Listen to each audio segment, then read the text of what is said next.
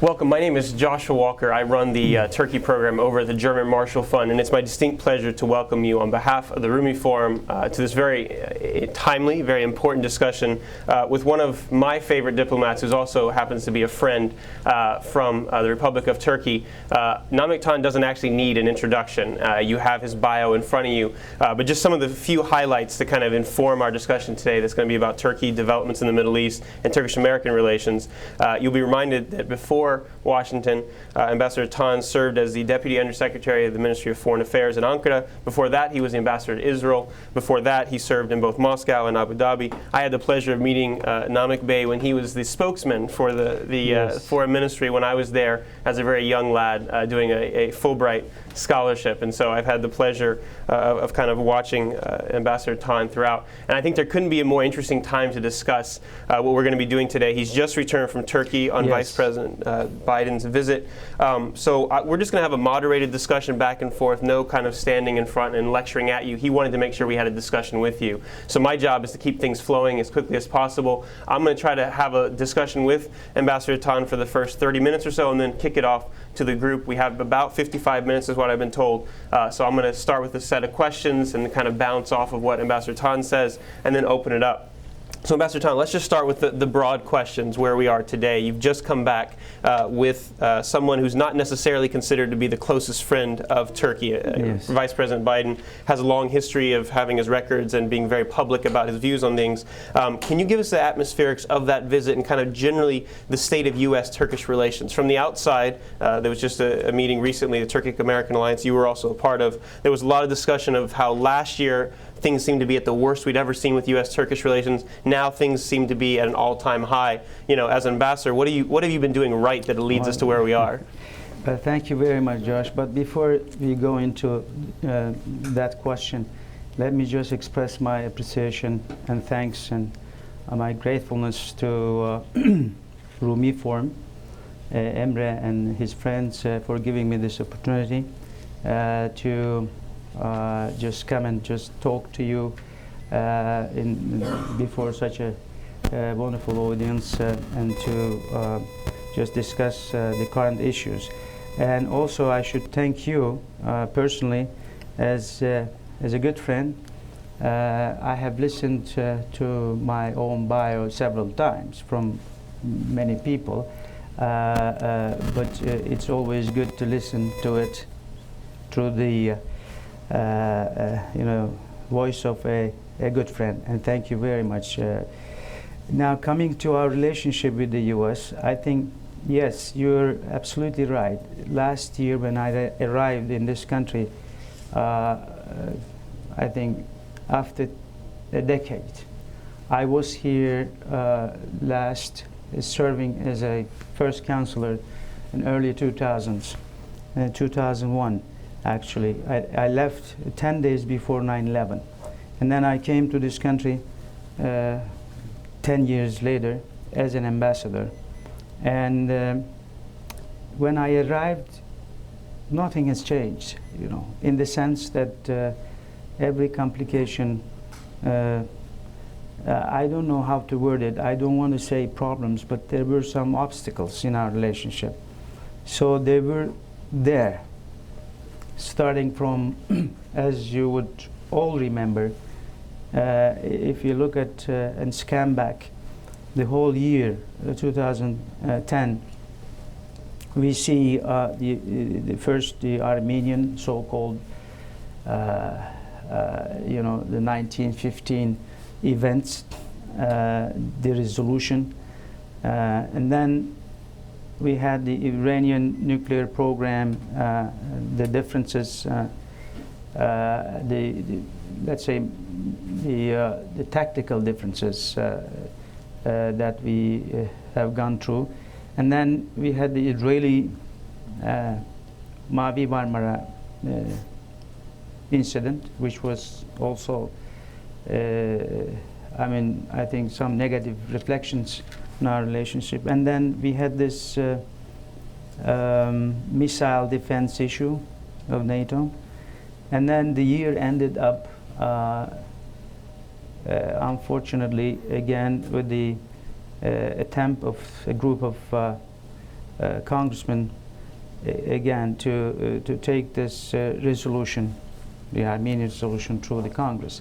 So it was a terrible year, I mean, at best. But then everything turned, I think, I can just probably so strongly say that it turned upside down. It turned to be a very different kind of relationship. What happened? Actually, what happened was the so-called Arab Spring. I don't know why people are just terming it as Arab Spring. I see, maybe we can discuss it later on. I see no spring in this whole process, unfortunately. I wish it were a spring, but we have a tough challenge before us. But Arab Spring really played very well, specifically on Turkish-American relationship. It created a different type of a special dialogue between our leaders, and Prime Minister Erdogan, I think, had several phone calls from President Obama, and of course he called him, and altogether they were exclusively the two leaders who spoke probably the most and discussed several issues of mutual concern. This is I think a sort of catalyzing effect on our relationship in a positive sense. And secondly, one other thing which should not be missed, I believe, Turkey stood, I believe, in the right place in this whole process, and that was appreciated by the U.S. And there were two challenges for this year, actually. One was, I mean, I will be a little bit candid, and I think in this discussion. One was the NATO missile defense radar, which was so important for the American administration as well as I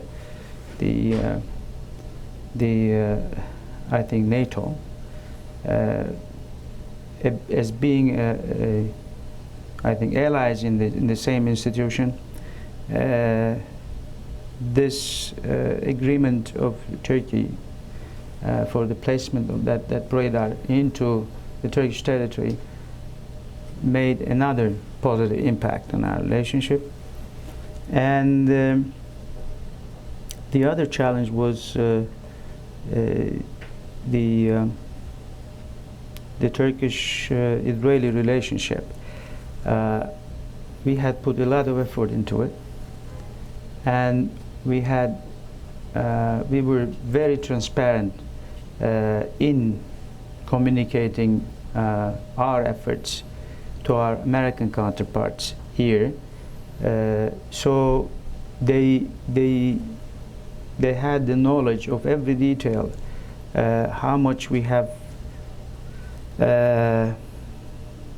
worked hard to bring back this relationship in all good faith. So, but we failed. I mean, the fact that they know that we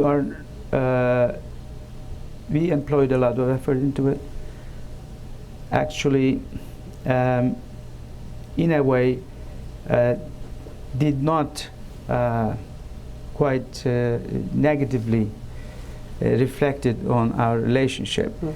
So these two challenges also were, I think, arranged in such a manner to I think make some strong contribution, at least, to the efforts to develop this relationship, or improve this relationship altogether.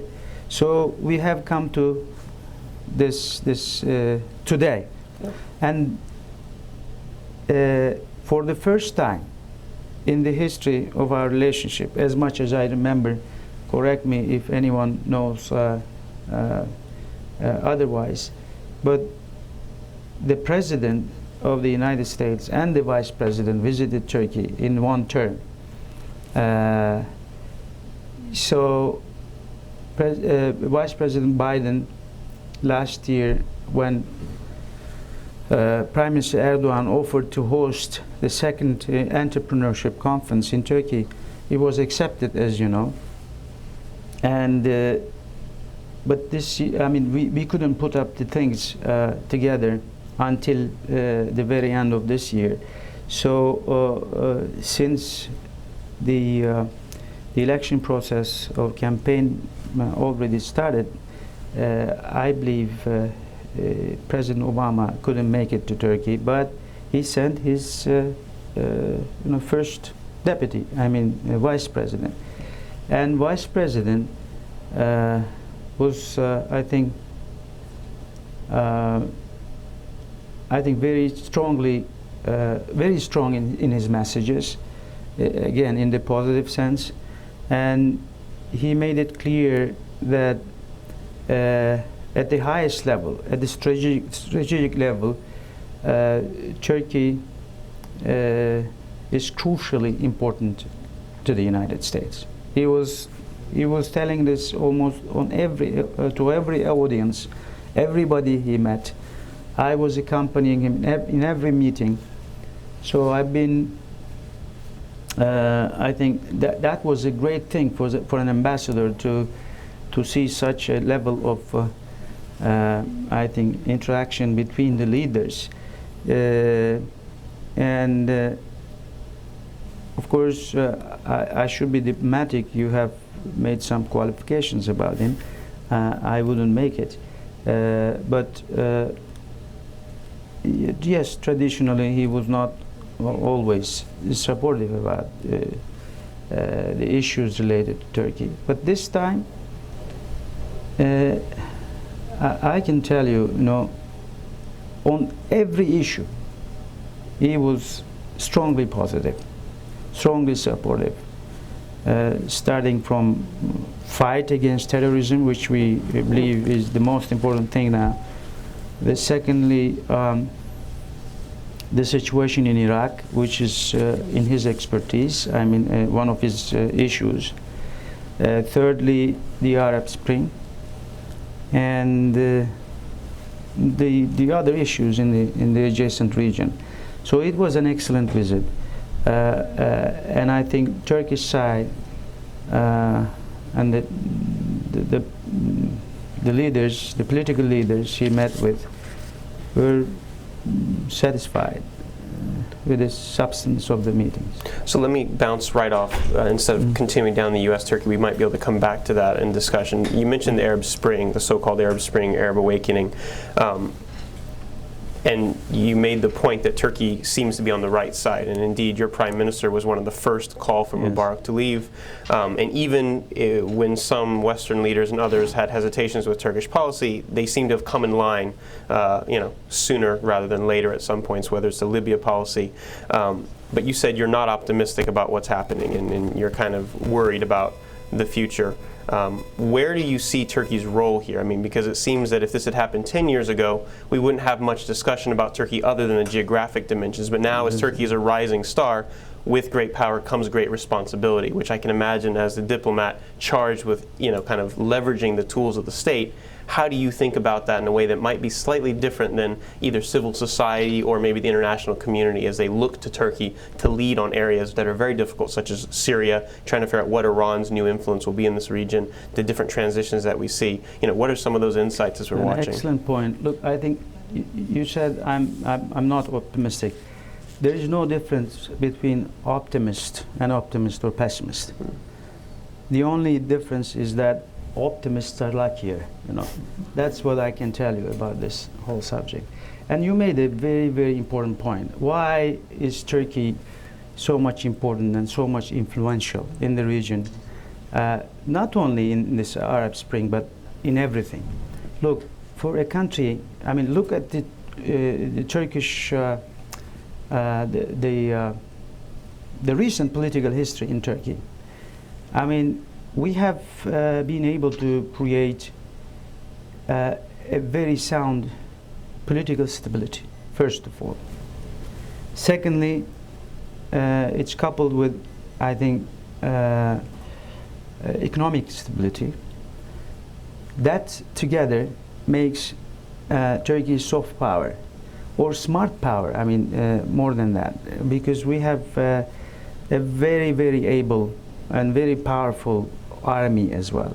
When you put these two things together, all together, you will have a very, very effective smart power, as they term it. So I believe that's the major reason for Turkey being so active, even proactive, I mean, on some issues. And this is the most important point. Otherwise, I mean, we should be honest. I think it's not easy to go and engage with all those problems in our region. So many complicated problems.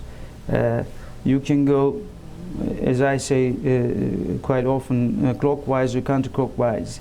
You will find some very tough issues. I mean, Iran, Iraq, Syria, Lebanon, the entire Middle East, entire North Africa,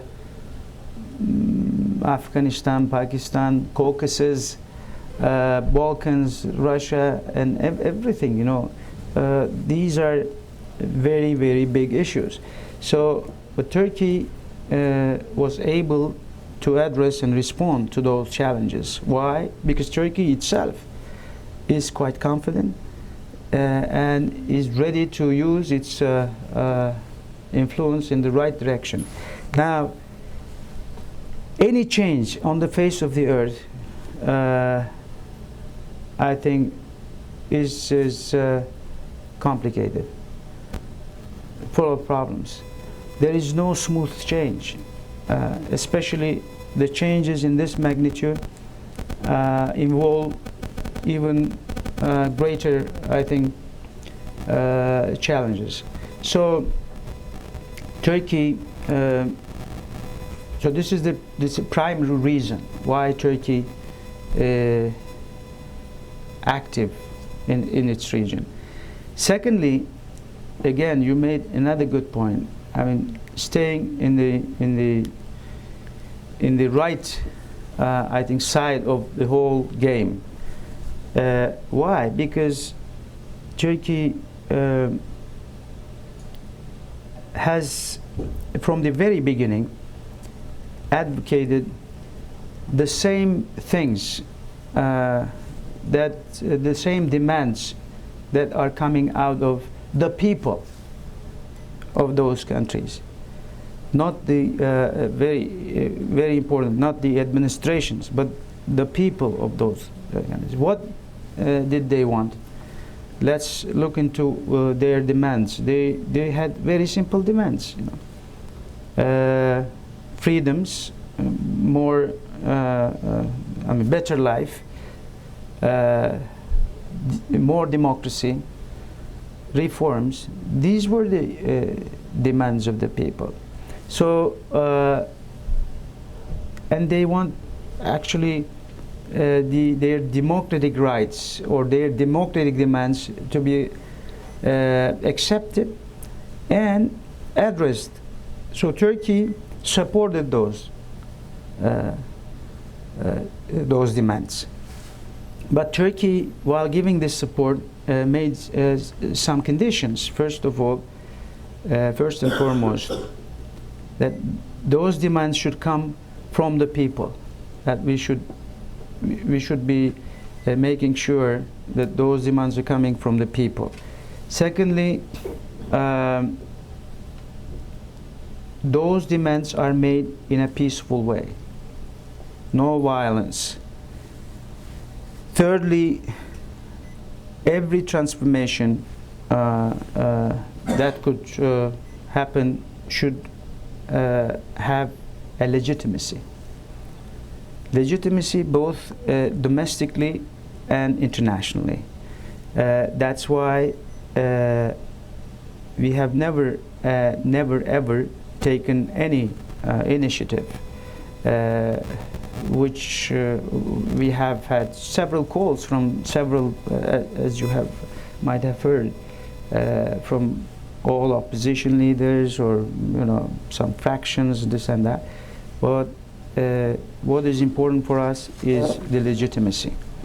So I think, again, this stance of Turkey was greatly appreciated by all our friends in the civilized world.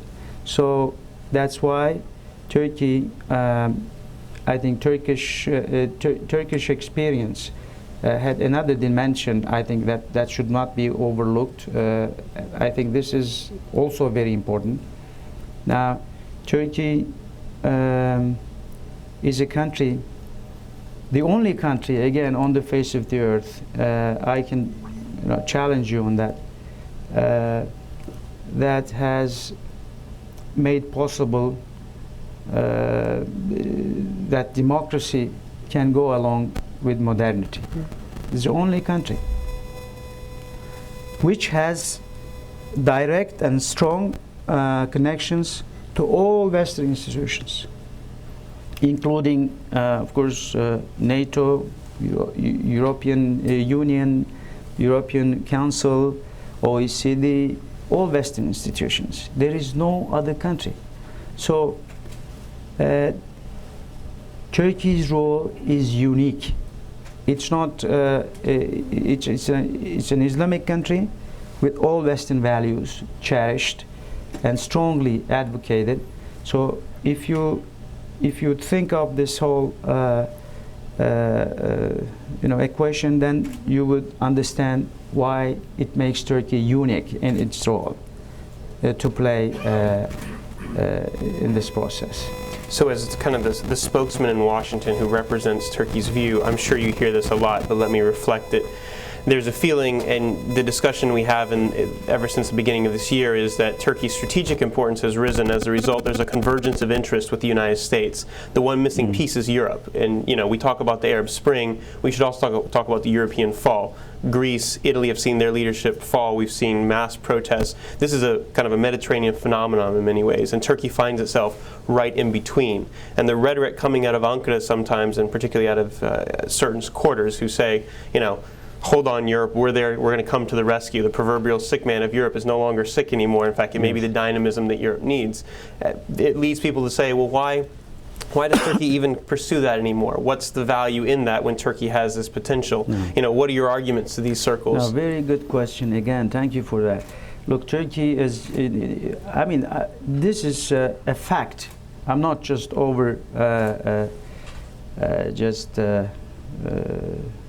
let's say, exaggerating this. This is a fact that Turkey, one segment of Europe, now the healthiest segment of Europe. It's a fact. You can just go and check all the figures and everything.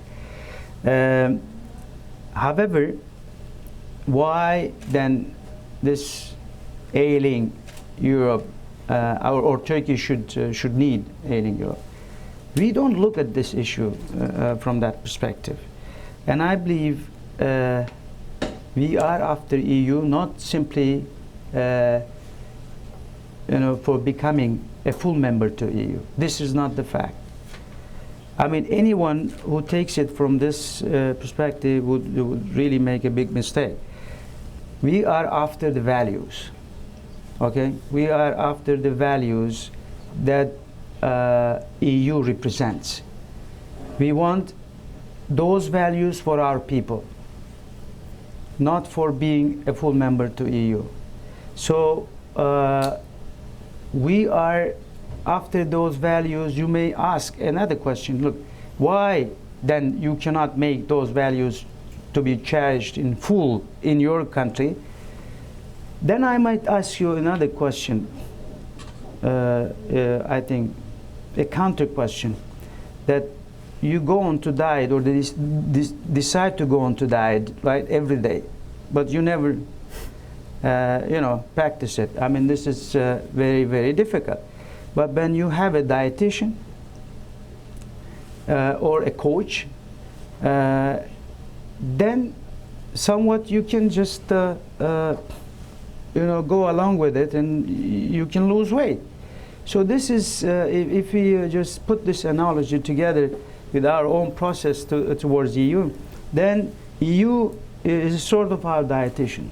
That's as simple as that. So we will never shy away from our direction. We will continue to firmly establish all those values and all those, I think, good things that they offer to their people, because we want our people, and we think that our people also deserve more than anyone else all those values. So that's why we continue to be an ardent, I think, follower of EU.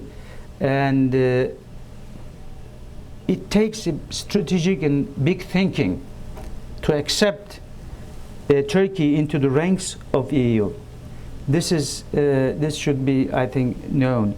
And since this is the land of big thinking, United States, just look at the whole history. United States is the first country from day one supporting Turkey strongly, Turkey's EU vocation strongly, in the most strongest term until now, and they still, and we appreciate this, and I think, but on the other side of the Atlantic, unfortunately, again, I should be very careful in not making some undiplomatic remarks, but we don't see such a strategic thinking or such a talent. Just very recently, I think that made a lot of press here was the, let's not call it lecturing, but let's say the prominence of Turkey and Turkish leaders and their rhetoric towards other areas by pointing to their own experience, and you alluded to it as well. But being very careful not to call it a model that many Westerners have tried to impose, saying, look at the Turkish model, let's use it in the Middle East.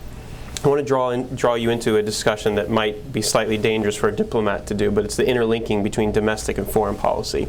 You know, one of the reasons that Turkey is where it is, we can have a discussion. Why is it over the last 10 years that we've seen the level of development? We can call it Europeanization, we can call it democratization, we can call it whatever we want in terms of economic strength. But I'm curious about what you see kind of as a person on the front lines of foreign policy making, of the challenges that lie ahead. You know, the new constitution that Turkey is going to be struggling to make, the Kurdish issue flaring up in a lot of nasty ways, and also the issue of kind of, the flowering of a real opposition or a real alternative system in Turkey, so it doesn't begin to look like places that are not as savory, whether it's the Russian model that people talk about or the flipping of the two.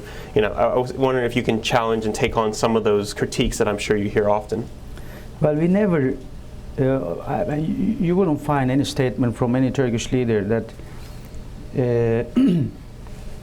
that suggests that Turkey is a model for anybody.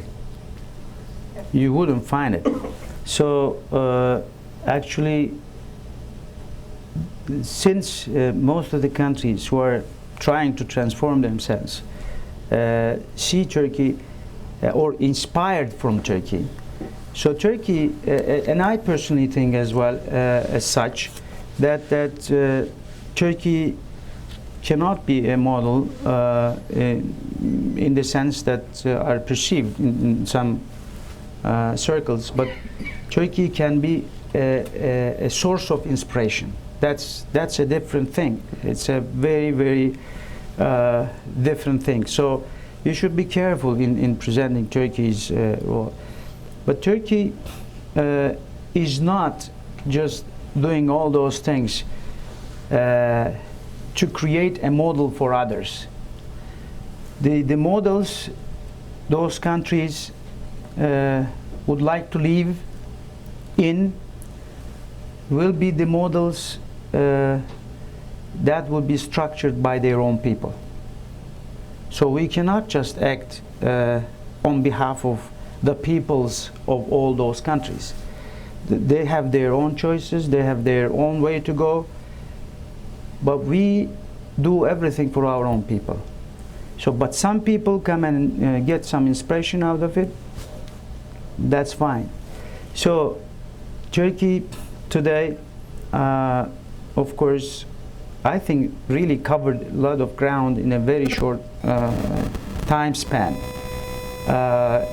Turkey, if you look back, I don't want to just go into details as you said, except one thing, but if you look back, I mean, look at 10 years ago, where we were.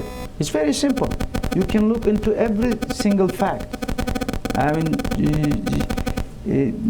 not go into details, but look at the figures.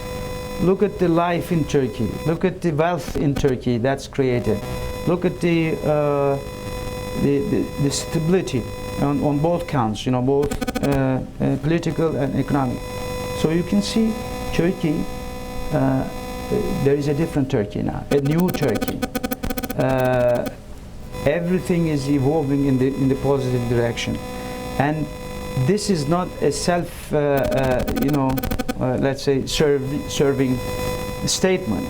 I mean, this is a fact, and this is not that I'm a Turkish ambassador and I should say this, but everyone sees this and says this. So I think if you talk about the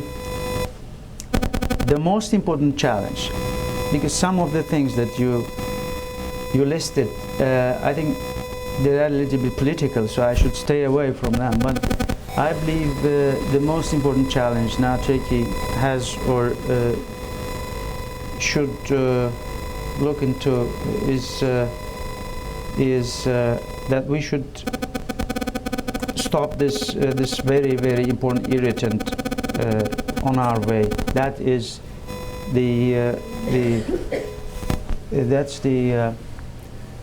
that's the terrorism issue. I mean, we have to stop this. We have to find a way. That's why we're working very hard. And again, we have. I think that's why it is one of the most important issues on our agenda when we're dealing with the United States. So I'm going to ask the audience to start thinking and kind of getting ready, because we have time for about 20 minutes of question and answer. So if people want to catch my eye, I'll ask you to identify yourself. But let me end with this question. You kind of alluded to it. We can't possibly go into every region of the world and have a discussion, but it seems that Turkey now has a role to play in almost every place. There have been new relations established in Africa, new places established in Latin America. Relations with China have suddenly come on the forefront. There's discussions of kind of, as the Asian century begins, as Secretary of State Clinton calls it, Turkey has a role to play in Afghanistan and all these different places of the world. So when you look towards the future, and I know you're very keen on using your son as a good example of talking about someone who's kind of been born and is kind of a global citizen in many ways. Yes. When you look towards him as you know, this proud father and the new Turkey, and this is also a new Turkish citizen, what do you kind of see in the future in terms of both the challenges but also the opportunities of a new global Turkey, a Turkey that we haven't seen in the 90 years of Republican history, being in the position to influence the affairs of what's happening, being part of the G20, being in there at creation. What do you see that in terms of allowing your citizens and your son to grow up, and the challenges and opportunities you see in this new world for Turkey? Josh, I think you're asking very good questions, and thank you for that. But let me tell you this. This is going to be a very personal thing.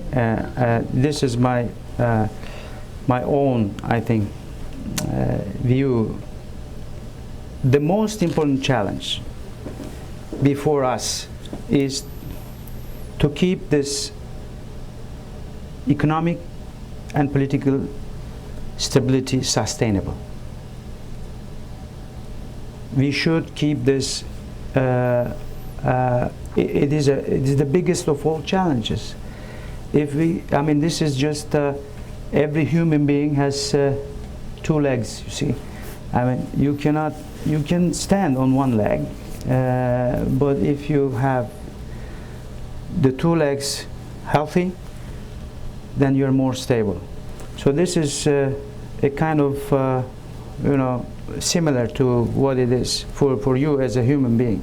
We need to have these two legs of our smart power sustainable. It's not easy, I should tell you, given the fact that what we see in Europe, the economic challenges that they're going through. I think I can just tell you simply, I mean, this is the most important challenge that we have before us. But at least we have the political will, first of all, and I think human determination to make it happen. I hope we can be successful on that. Inshallah. I see a question right over here. If you'll identify yourself and then ask your question. My name's Don Kaufman. I'm a retired U.S. Foreign Service officer. I'd like to go back to your comment on the relationship is turned upside down and ask you to take another look at it from two different directions, sir. First of all, you noted the factors that have been at play, the Arab Spring, the missile defense program, Iraq, various other aspects. These are all of significant importance to the United States. Why is the United States important to Turkey? Secondly, you note the relationship turned upside down in a year. That which is turned so quickly can turn back fairly quickly, especially when what we're talking about is primarily a government-to-government improvement, not a people-to-people improvement. The polls, Pew Charitable Trust, for example, still note that the opinion among Turks about the United States is not very good. Yes. I'm wondering what can keep the relationship at the level that it is now on a people-to-people basis. Again, this is a very good question. Look, I think the United States, as the more equal among equals, probably as the only more equal among equals, of course, would certainly be an important country to every other country, including Turkey. But Turkey, I mean, with this quality alone, the United States will be considered the source of every problem on the face of the earth. But don't get offended about that, because at the same time, the United States will be perceived as the solution to every existing problem on the face of the earth. So if you, I don't, again, it's very, very difficult for me to make those suggestions, but I think U.S. when comes and becomes a neighbor to Turkey, almost in the adjacent area. I mean, you're coming from 10,000 kilometers away, and just right next to us in Iraq. I don't want to go into the detail. I think you wouldn't like, or you wouldn't expect the Turkish people to welcome you, not only to Turkish people, but all other neighboring countries welcome you after you make some justifications of weapons of mass destructions and this and that, and they appear to be not existing there. So again, these are the things quite difficult for the people of the region to understand.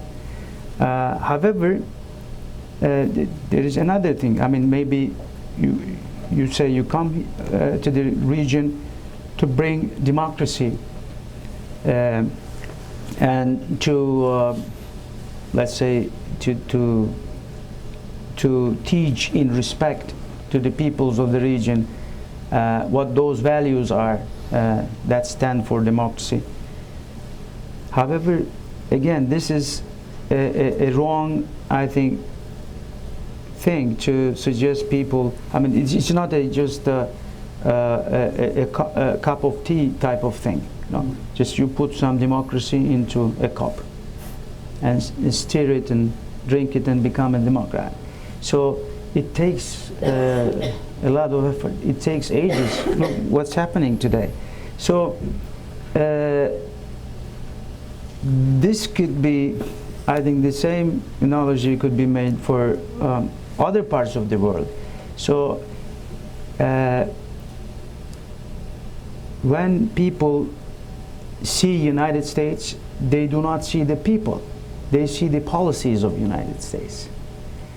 Policies, unfortunately, not always, I think, the type of policies that could easily be accepted by. But when it comes to the people, no one has any problems with the people of the United States.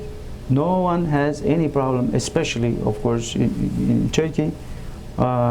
Every American citizen welcome. They enjoy their presence in Turkey. They go, and when they come back, they become more Turkish than any single Turkish person. So I think if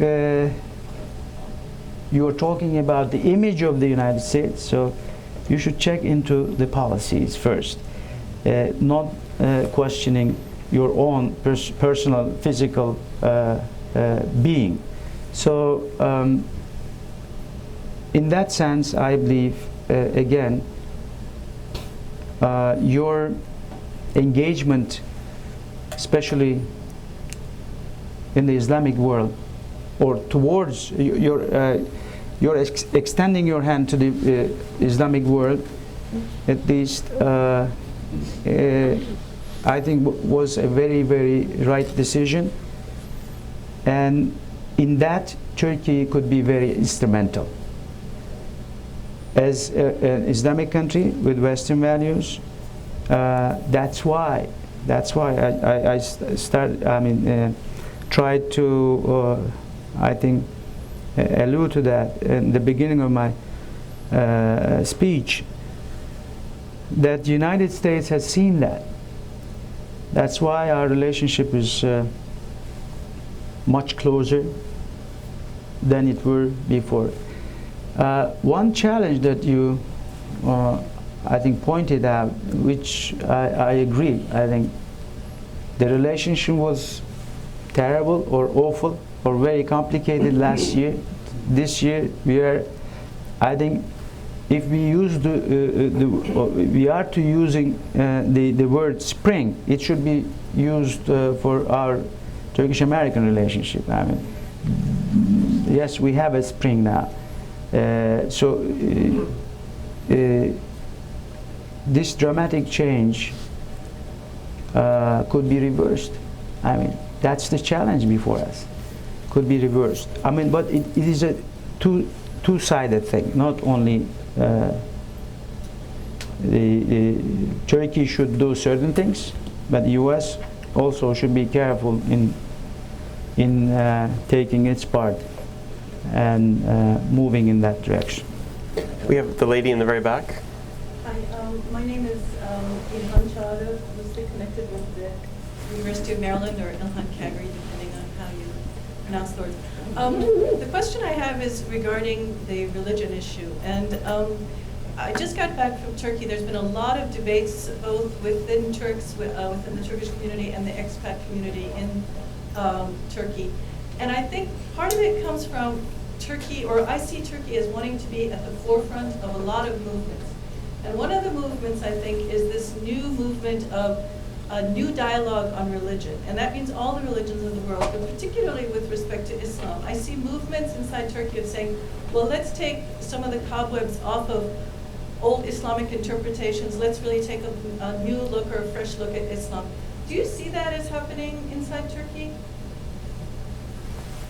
Well, probably I couldn't get your question in a proper way, but I think I don't see any problems in Turkey. I don't see, I mean, if you are to just to deal with certain issues of concern, that's a concern in every other society.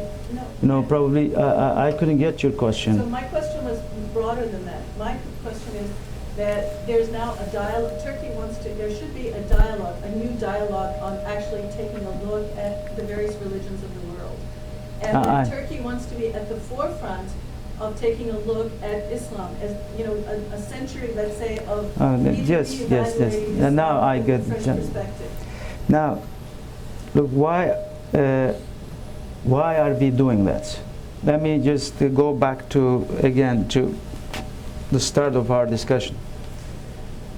When I came back to the United States as an ambassador, the United States that I left back didn't exist anymore. Very interesting. There were two major changes that I've seen. One, you know, I should be again careful, don't quote me on that, but the psychology of the American people was changed. Secondly, the energy on the streets were lost. The reason for the second one was the economic downturn, but the other one, the first one, was 9/11. 9/11, for any American individual, it is an inconceivable thing. You cannot put it into your dreams even in 9/11. For the people of our region, it's horrible, terrible, unacceptable, but it's conceivable. Why? Because you don't see in any part of the world, you know, people being killed in tens, in hundreds in number, or they are massacred, this and that. It happens all around Turkey. So in the peoples of that region, it is conceivable.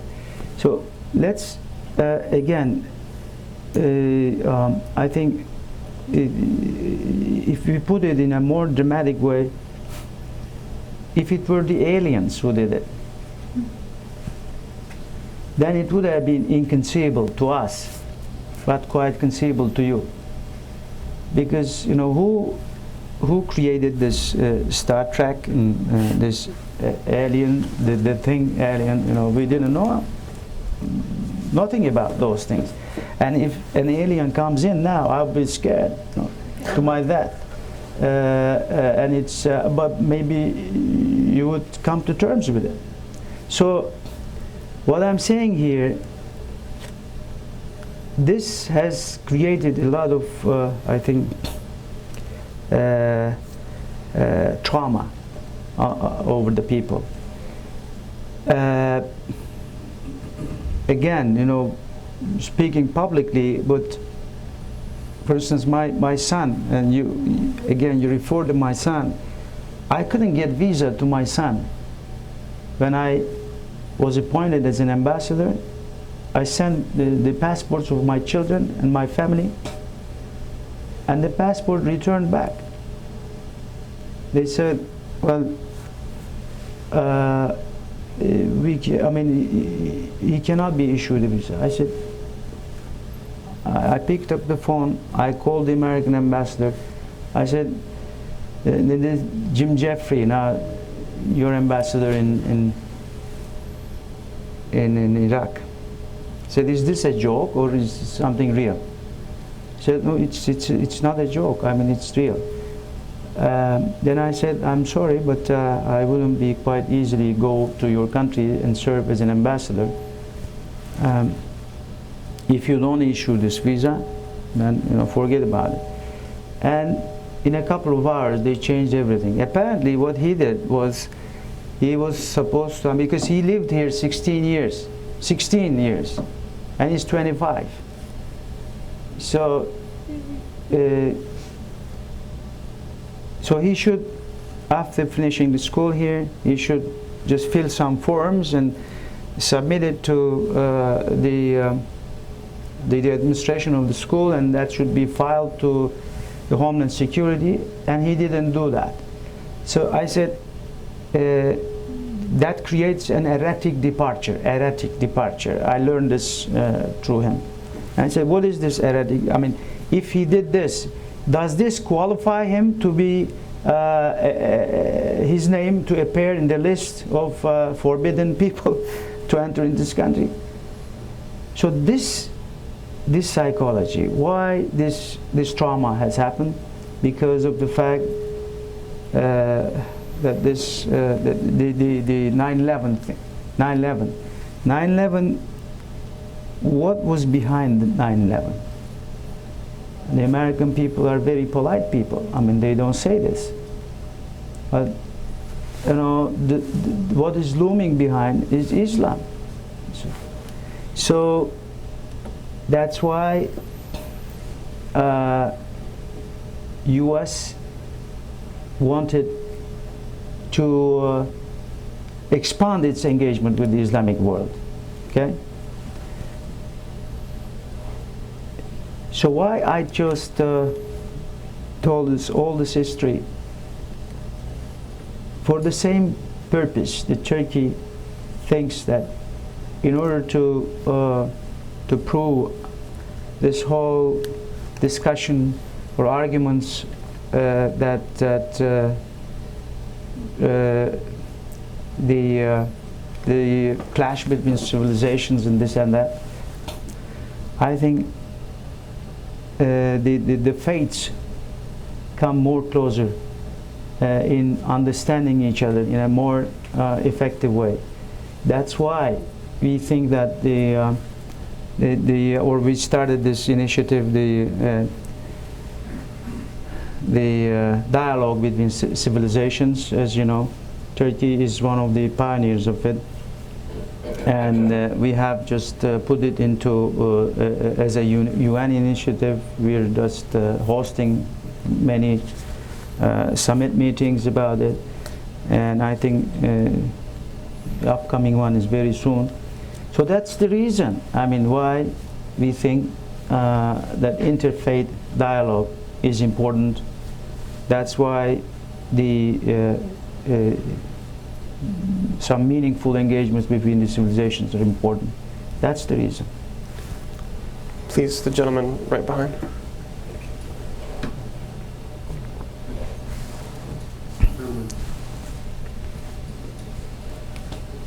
My name is Tayyip Sheikh Ahmed, and I'm from Somalia. And thank you very much, Ambassador, to see you again. And I'm going to share with you something which is very important. Ambassador have discussed a few things which is in Turkish, but I'm, as a Somali, I'm going to tell you something which is, I'm going to share with you the Turkish government is showing the leadership, especially the Prime Minister, when he visited Somalia. And he did it open the eyes of the world and people to look at it in Somalia. And you can see it as soon as he visited Somalia with his family, the rest of the world followed. And that will show the leadership. And the second, the Deputy Prime Minister also visited a couple of weeks ago also. And not the humanitarian only, what they're doing in Somalia, and also he does a lot of projects, infrastructures, helping the hospitals. And I'm going to share with you that things also in touch to every Somali, the rest of the world, and any person which is going to be willing to see what's happening in Somalia. And that's something which is, we really, as Somalis, Somali American, I'm going to say it for one thing, which is we never forget for the solidarity and the Turkish government with Somalia, and we really did Somalia. That's what I'm going to just share with you. And this is something to open also the doors, the channels, the Somalis and the Turkish also. The relationship we've been going on many years, and now it's going to be just coming back recently what we need. And I thank you very much for your government here and the leadership. Thank you. Let me just make one point on this. And I thank you very much, first of all. And tonight we'll be together. Now, why is Turkey is one of the points that I missed to mention. Now, Turkey, why is Turkey in Libya? Why is Turkey, let's say, trying to help Syria or Egypt or this and that? One other reason is that, first of all, with Syria we have 950-kilometer border. I mean, it's adjacent, right next to us. Iraq, we have some 450-kilometer border. In Iran, we have again 300-something kilometer border. So we have, first of all, geographical, I think, reasons for that. We cannot just wash our hands from those countries for the basic reason that we're right next to them. This first thing. Secondly, we have cultural, historical, and religious affinity with those people. We have some family relations. I am from Antakya, for instance, just adjacent to Syria. We have a very diverse population in that city. We have very many different people of different faith, different political orientation, very diverse, like the United States. But we have also very, I think, strong connections to some Syrian people. So how can you imagine Turkey? And the same is true for historical reasons. We have, the Ottomans were in the region when they again allege or I think argue that Turkey has some Ottoman ambitions. This is not. This is a very simple statement. I can tell you, Turkey. The Ottomans. I'm sorry. Which we are descendants of. We are the descendants of those people. So those people, the Ottomans, ruled the entire Middle East for 500 years. 500 years. Again, some probably equal number of years in the entire